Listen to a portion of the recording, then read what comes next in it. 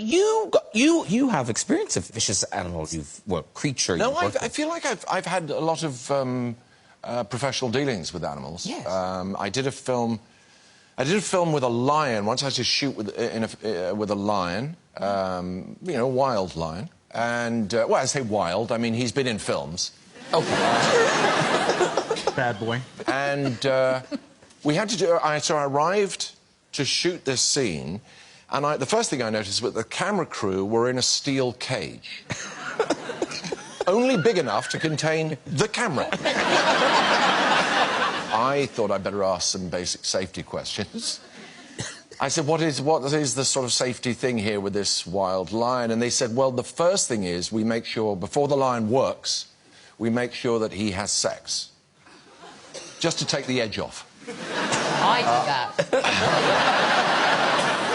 And I said, well, I'm not particularly worried about I'm not worried about a randy lion. I'm more worried about the eating kind. And they said, that's all right, because we will feed the lion.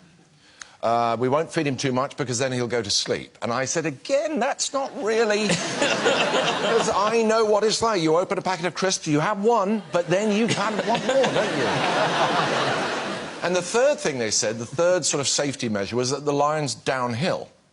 And he's very lazy, and he probably won't chase you. And again, I was just not really reassured by this. And I said to the chap, but what, you know, what if it does happen? What are you supposed to do? And he took great delight, a South African handler took great delight in telling me that if a lion charges you, useful advice, you have to reach back, you take a handful of shit and you throw it in the lion's face. And I obviously said, where'd you get the shit from? And he said, don't worry, it'll be there.